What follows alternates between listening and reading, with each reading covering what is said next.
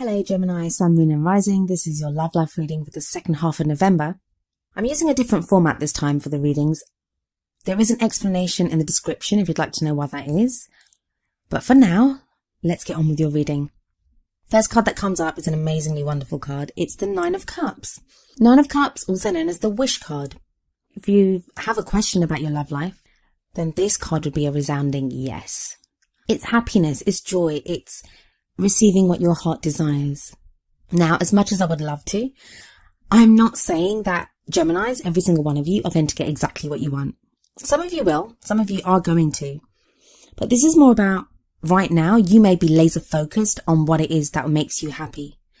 What it is that makes your heart sing. What is it that pushes you and is going to help you grow, bring you that happiness and that joy that all of us deserve in our life. So there's very much a sense of, it's about cups and it's emotions, but some of you may be getting very real about your own happiness of fulfillment. Wanting to feel fulfilled at this time, it's crucial to you.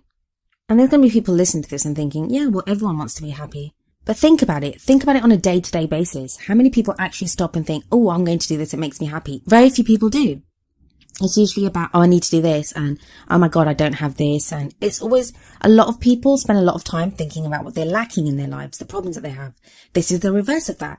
This is going after what makes you happy. This is sending out your thoughts, your wishes to the universe, to spirit, to whatever it is that you believe, or even to yourself, getting very real with yourself about what it is that makes you happy at this time. The card that comes up as the central issue, or what is at the heart of your love life at this time, is the Empress. Now, for some of you, that's going to indicate you, or it may indicate someone that you're involved with. The Empress she's very nurturing, very loving, very caring. She's very capable. She's very good with people, and she takes care of a lot of people as well. If this is you, it may be that's your energy. This may be your energy for some of you, it's going to be your energy as a parent, because she is like the mother card. She gives birth to ideas, and she can indicate pregnancy as well. So there may be, for some of you, pregnancy that's affecting your love life right now. But overall, I'm not getting that. I'm getting that this is more for those of you that either you yourself have been feeling like this, or you know someone that's like this. As it is at the heart, and it may be like a problem within your love life. It may be that some of you are dealing with codependency, because we can give and give and give of ourselves, but not receive back. What are you not receiving back? If you're taking care of someone, or you'll be looking after your partner, or just people in general, are you being taken care of? Or not even by other people. Like, we don't always need to be taken care of by other people. Are you taking care of your own needs? Are you looking after yourself?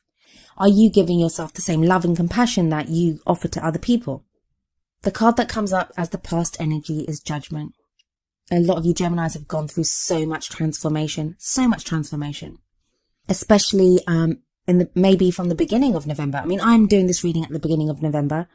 So these may be energies that are coming in from October, or even from months before that. But this has been definitely a period of transformation for you, of change, of just seeing what has been there. It's not always the easiest card, because Judgment sometimes forces us to look at the things that we've done wrong, or that other people have done to wrong us. And it's about forgiving and just drawing a line under things and moving forward.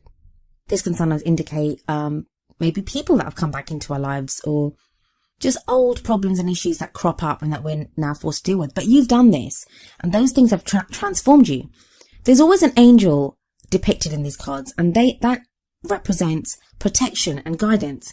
So there is protection there is guidance there, and you've felt strong enough to change and to move forward. But for whatever reason, right now we have the Eight of Swords. So even though you've been going through this time of change and transformation, you now feel stuck. You now feel this Eight of Swords energy. And Eight of Swords is not seeing a way out, not knowing what changes to make next. Sometimes it can be just having plateaued, like where we've gone through an intense time of change. Now that change seems to have ceased, and we don't know what else to do. The Eight of Swords says that there is a way out. There are changes that can be made. There may not be big changes like you want, but there will be small changes that you can make. For some of you, I'm getting this is like being paralyzed by fear. You're afraid. That's kind of what's paralyzing you, what's making you not feel able to move. It is frightening. Look at her. She has like swords pointing straight at her head. That is frightening.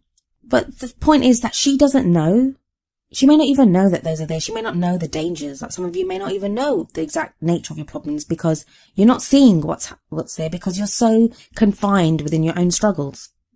So the Eight of Swords tells you that you can free yourself. You can go forward. There is a way out of this and there is change possible.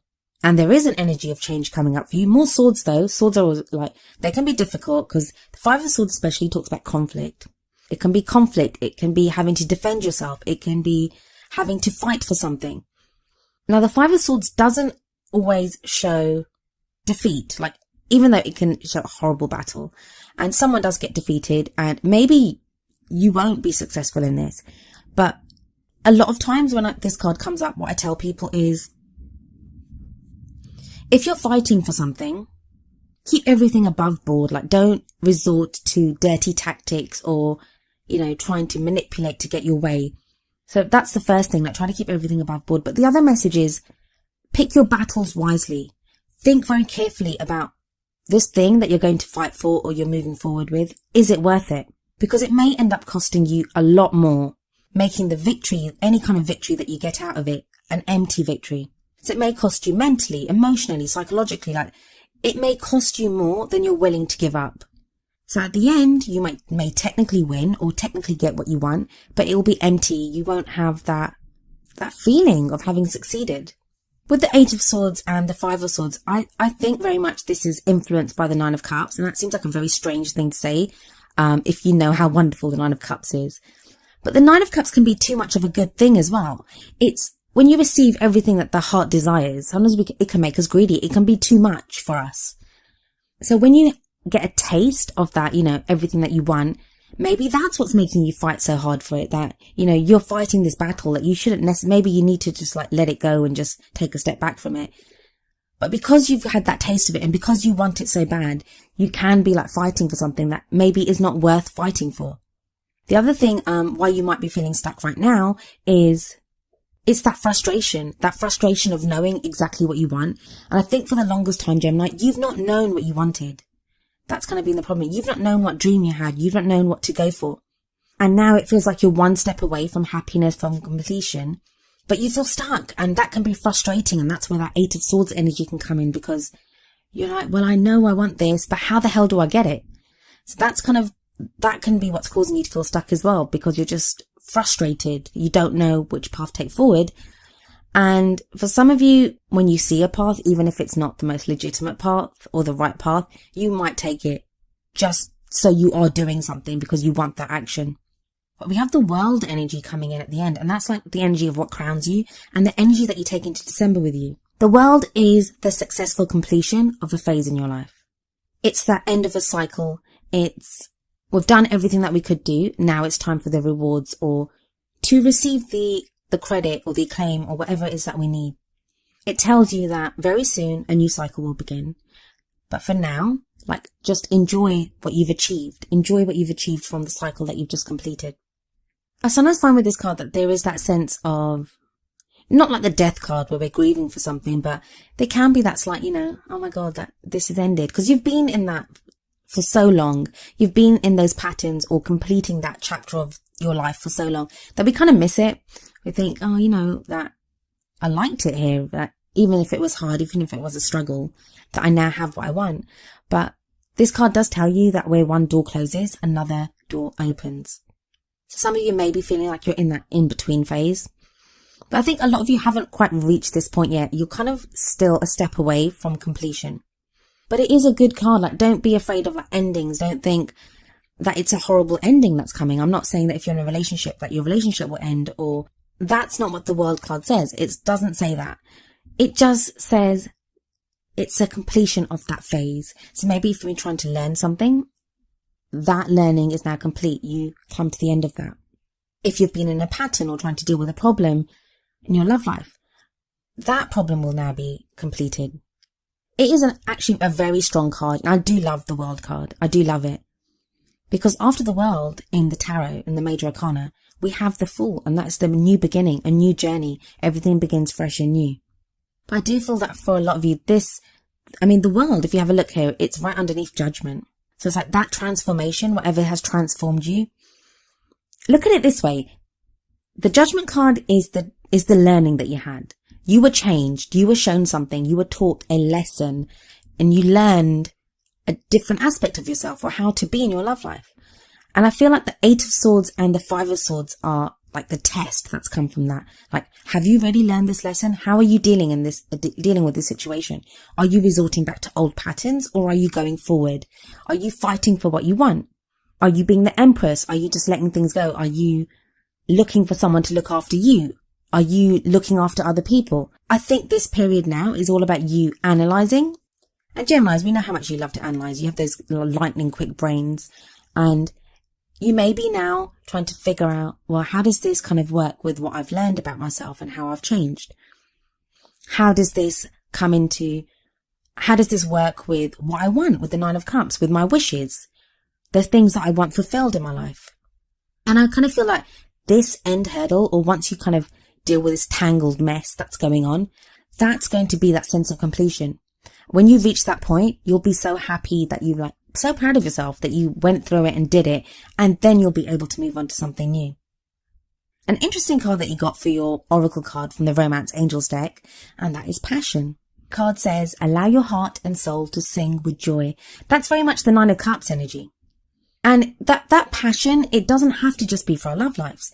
It can be a passion for a hobby that we're interested in, work, like all areas of our life. When we fix one area, it kind of spills over into other areas. So you may have that passion now. Maybe a lot of you lacked any kind of passion. Like, you didn't know what you wanted. You didn't know where you wanted to go. You didn't know what direction to move in. But now just the fact that you have that passion, that's a huge thing. And that relates so much, as I said, to the energy of the 9 of Cups. Allow your heart and soul to sing with joy.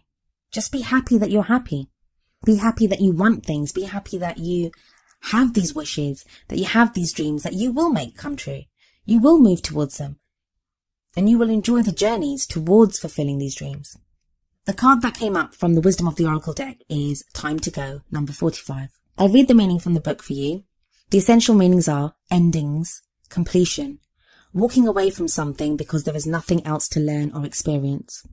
The relationship message says, it's over, or at the very least, the form this relationship has taken is no longer of service to you or the other person. This is a time of letting go, of knowing that the journey has come to its conclusion. That doesn't mean anything is lost. Although this card could speak to a breakup, drifting apart, or the end of a soul contract, it is more about release than destruction. Remember the saying, if you love something, let it go. If it comes back, it's yours. If not, it never was. Endings are always a sign of new beginnings. If you want something deeper, walk away. So this time to go very much echoes the World card.